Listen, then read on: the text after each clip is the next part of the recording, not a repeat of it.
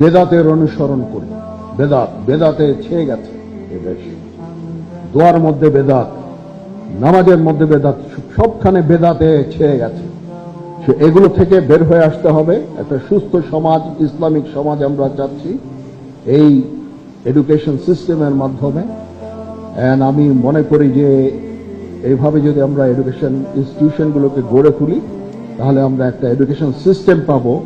আমার সন্তান, আপনার সন্তান সঠিক একটি আকীদা সম্পন্ন মাদ্রাসায় পড়ে তাদের জীবনকে ইহকাল পরকালের জন্য প্রস্তুত করবে, এইরকম মাদ্রাসা কিন্তু এখন খুঁজে পাওয়া খুব কঠিন হয়ে গেছে। কারণ প্রত্যেক পাড়ায় মহল্লায় এমনভাবে মাদ্রাসা করা হচ্ছে, যেই সময় আমাদের ছেলেগুলা ইবতেদায়ী থেকে আলিয়া মাদ্রাসায় পড়তো, আজকে কিন্ডারগার্টেন বিভিন্ন নামে ছেলেদেরকে বাড়ির পাশাপাশি দোতলা একটা রুম নিয়ে মাদ্রাসা খোলে, তিনতলায় দুইটা রুম নিয়ে মাদ্রাসা খোলে। এইভাবে আপনার সন্তানকে আটকে দেওয়া হচ্ছে, তাদের এলেমকে সীমাবদ্ধ করে দেওয়া হচ্ছে।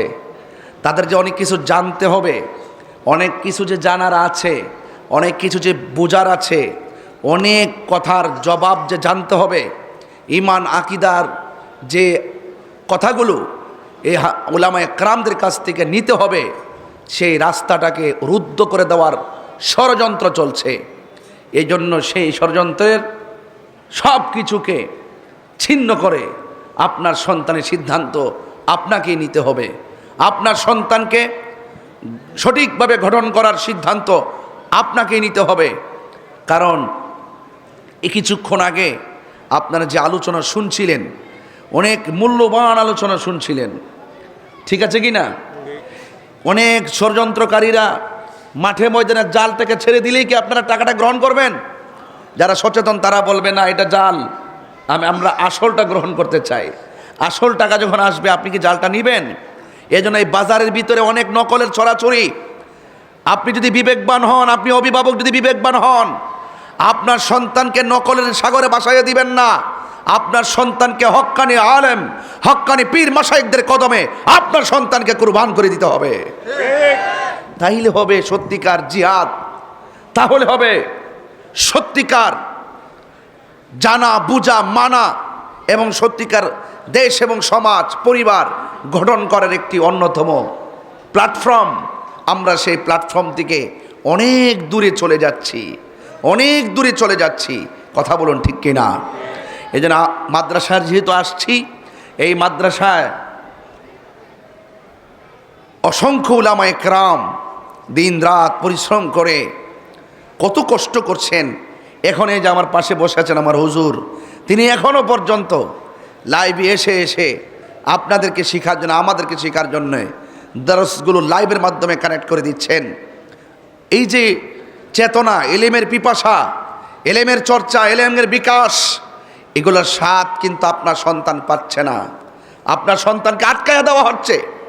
এই জন্য ওই সমস্ত উলামায়ে কেরামদের কদমে আপনার সন্তানকে ভর্তি করাতে হবে। আর আপনার সন্তান হওয়ার পর আপনি স্বপ্ন দেখছেন ডাক্তার বানাবেন, আপনি স্বপ্ন দেখছেন ইঞ্জিনিয়ার বানাবেন। আরে বাবা, সবচাইতে বড় তো হলো এলেম, যে এলেমটা ইহকাল পরকালের জন্য কাজে লাগে। আপনি মাদ্রাসায় পড়লেও তো আপনি ইঞ্জিনিয়ার হতে পারেন, কিন্তু মৌলিক বেসিক নলেজ, ঈমান আকীদা আপনাকে বুঝতে হবে। আপনি জেনারেল হয়েছেন বলেই যে আপনি একমাত্র নামাজ পড়বেন বাস সারা গেল, এটাতে কিন্তু সীমাবদ্ধ নয়। ঈমানকে ধ্বংস করার জন্যে, আকীদাকে নস্যাৎ করে দেওয়ার জন্যে যে চক্রান্ত গোপনে দেশি বিদেশি বিভিন্ন ধরনের টাকার ছড়াছড়ি, ডলারের কারসাজিতে আজকে আপনার আমার ঈমানকে লুণ্ঠন করার জন্য যেই রকম ইউটিউবের মাধ্যমে, গুগলের মাধ্যমে যেইভাবে আপনার সন্তানের মেধাকে নষ্ট করে দিচ্ছে, সেই জায়গা থেকে বেরিয়ে এসে উলামায়ে কেরামদের কাছে সরাসরি এলেম আহরণ করে আপনার হৃদয়কে আলোকিত করার দরকার। কথা বলেন ঠিক কিনা? তো এই চেতনা যদি আপনার আমার মধ্যে না থাকে, ওয়াজ শুনলে বাবা কি হবে, আমি একটা ঘটনা বলবো, ঘটনা বলে চলে যাব, কিন্তু এত তো আমাদের লাভ হচ্ছে না। আমাদের লাভ তখন হবে যদি একটা সন্তানকে নেক সন্তান বানাতে পারি, একটা সন্তানকে যদি সত্যিকার আলেম বানাতে পারি। আপনার কি মনে চায় না যে আপনার সন্তানটা সত্যিকার এলেম আকীদার মাধ্যমে আপনার সন্তানটা আপনার জানাজার নামাজ পড়াক? আপনারা চান কি চান না? আজকে দেখা গেল বংশের মধ্যে অসংখ্য মানুষ আছে, জানাজার নামাজ পড়ার জন্য সহি আকীদার কোনো লোক পাওয়া যায় না।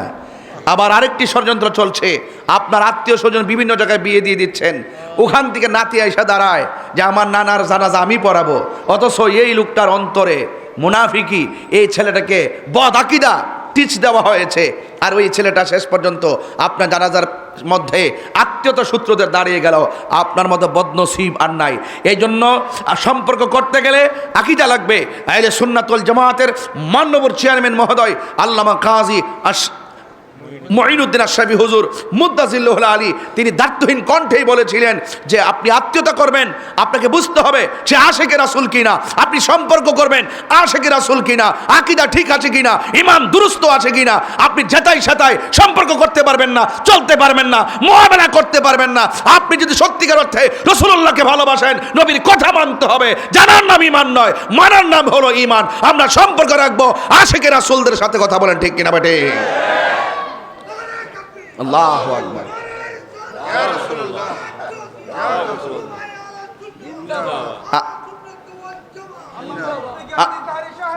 আমার ভাইয়েরা, আমার কথাগুলোকে আপনারা খুবই গুরুত্বের সাথে দেখবেন, কারণ এতদিন একটা প্ল্যাটফর্ম, একটা চিন্তা চেতনায় ছিলাম, আপনি একটা চিন্তা চেতনায় ছিলেন। যুগ যতই যাচ্ছে, জামানা কেমন জানে পাল্টে যাচ্ছে, মুনাফিকিতে ভরপুর হয়ে যাচ্ছে। সকালে এক কথা বলতেছে, বিকালে আরেক কথা বলতেছে, টাকা পেলে সব ভুলে যাচ্ছে। লেবাসে লুবাসে নমুনায় ঢঙে দেখবেন পুরাপুরি আল্লাহর ওলিদের মতো, কিন্তু ভিতরে মুনাফিকি আজকে বিদ্যমান দৃশ্যমান। কথা বলেন ঠিক না বেঠে? বারবার আমাদের আকাবিরিন যারা আছেন আমাদেরকে সতর্ক করেছেন, আমরা অনেক ভুল করে ফেলেছি। আমাদেরকে আর ভুলের দিকে যাওয়ার সুযোগ নাই। ঐক্যবদ্ধভাবে আমাদেরকে একটা আলাদা বাইন্ডিং তৈরি করতে হবে যে কোন ফর্মুলায় আমরা আমার সন্তানকে কোন দিকে নিব, এই সিদ্ধান্ত আমাকে আপনাকে নেওয়ার এখনই উপযুক্ত সময়। কথা বলেন ঠিক কি না? আমার কথায় কি আপনারা রাগ করছেন? খবরদার, আমার সময় চলে যাচ্ছে, আপনার সময় চলে যাচ্ছে। এখন সন্তানের সময় আছে, সন্তানটাকে এখন কাজে লাগান। আপনার সন্তানের সময় চলে গেছে, আপনার নাতিদের সময় আসছে, আপনার নাতিগুলোকে কাজে লাগান। আল্লাহ রাব্বুল আলামিন আমাদের সকলকে সব কিছুর মোকাবেলা করে সত্যিকার আদর্শকে হৃদয়ে ধারণ করার তৌফিক দান করুক, সকলে বলেন আমিন। আকীদা হলো ঈমানের খুঁটি, আকীদাকে মজবুত করতে হবে, আকীদাকে মজবুত করতে হবে। এবং আল্লাহর হাবিব সাল্লাল্লাহু আলাইহি ওয়াসাল্লামের জাত এবং সিফতকে সর্বগুণে শুধু জানলে চলবে না, মানতে হবে। এই জন্য আল্লাহ রাব্বুল আলামিন এই কোরআন আমাদের মধ্যে দিয়েছেন। এই কোরআন এমন একটি গ্রন্থ, এই কোরআন রাসূলুল্লাহকে শিক্ষা দিয়েছেন কে? আরো বড় করে কে?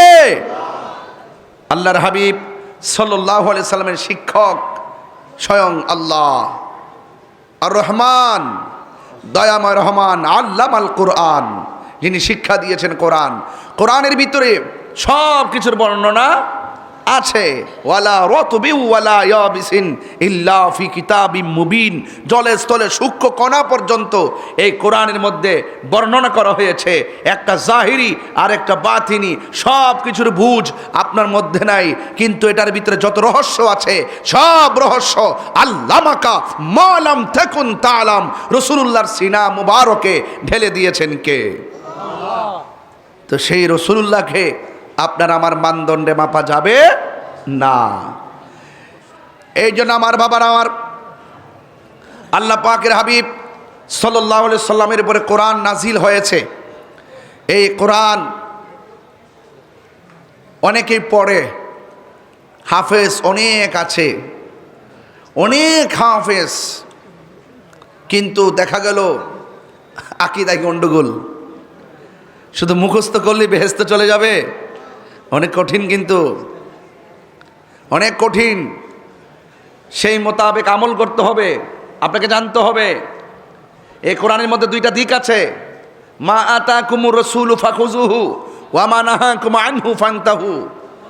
যা বলেছেন আমার আল্লাহ কল্যাণকর, তা আমাদেরকে গ্রহণ করতে হবে। যা বলেছেন অকল্যাণকর, তা থেকে আমাদেরকে দূরে থাকতে হবে। আল্লাহ পাকের হাবিব সাল্লাল্লাহু আলাইহি সাল্লামের উপরে এই কোরআনকে যদি প্রশ্ন করি কখন কিভাবে এসেছো, কোরআন কিন্তু বলে দিবে কোন যেই মাসে এসেছে মাসও বলে দিবে, যে রাতে এসেছে রাতও বলে দিবে। মাস যদি বলে কোরআন বলছে শাহরু রমাদান আল্লাযী উনজিলা ফীহিল কোরআন, আমি কোরআন নাজিল হয়েছি রমজান মাসে। রাত যদি বলে ইন্না আনজালনাহু ফী লাইলাতিল কদর, নিশ্চয়ই আল্লাহ রাব্বুল আলামিন কোরআনকে লাইলাতুল কদর রাত্রে নাজিল করেছেন। চিৎকার মেরে কন্যা সুবহানাল্লাহ। কোথায় থেকে কোথায় থেকে? তাই বাল হুয়া কুরআনুম মাজিদ, কোরআনের নাম কি? মাজিদ, সম্মানিত কোরআন। কোথায় থেকে? কয় লাউহিম, বাল হুয়া কুরআনুম মাজিদ ফি লাউহিম মাহফুজ, এই কোরআন আর ওই লৌহে মাহফুজে মুহুরাঙ্কিত, অঙ্কিত, সংযোজিত এবং সংরক্ষিত করে রেখেছেন আল্লাহ। তাইলে এত কিছু মানুষ, এত কিছু তুফান, সব কিছুর ভিতরেও এই কোরআন তো কোরআনই থাকবে। সংরক্ষণকারী কে? ইন্না নাহনু নাযালনা যিকরা ওয়া ইন্না লাহু লাহাফিজুন।